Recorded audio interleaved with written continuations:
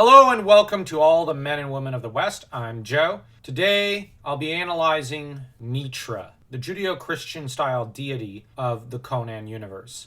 The name first comes into being around 13,000 BCE, but Mitraism achieved its real ascendancy around 1400 years after the fall of the Acheron Empire, when the lands of the Hyborians were menaced by the god Set. It's said that the prophet hero Epimetheus the Sage came to the rescue, one of the earliest nations to embrace Mitra and his faith being Koth, and they would wage war against the Stygians. The war between Koth and Stygia was a war fought in the name of these two deities, with Stygia having wanted to conquer Koth. As to Mitra, it is he who emerges later as the most popular god, with his worship almost appearing in every country in the West. His religion is very fascinating because at times some of his followers are unflinchingly monotheistic, others end up being henotheistic. This means that they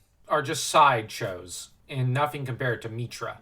Others hold that he is the original creator god and the chief god, and the others are just manifestations of his will. In some of the stories, it almost seems like Howard is trying to get us to doubt the very existence of Mitra. But then you have the Phoenix on the Sword, where Mitra's avatar of sorts, Epimetheus the Sage, appears to Conan, helping him, really. What this incident signifies for the Hyborian Age universe is that Mitra is out there in the Hyborian Age universe. In this way, Mitra serves as a counterbalance to the evil gods such as Set. Mitra's religion is obviously based off of the Christian one, with the main virtues being the idea of justice, forgiveness, and a strong sense of right and wrong. That said, much of his church doesn't exactly operate with this idea in mind. There are tons of characters who follow Mitra who are pretty selfish and horrible. On the other hand, the very fact that he encourages goodness and forgiveness and justice is rather nice to see. He's juxtaposed in some ways with Crom, whom is a far more pagan-style god. So we have here the pagan versus the Christian. Conan scorning the idea of worshipping Mitra and Epimetheus, the sage, and preferring to worship Crom.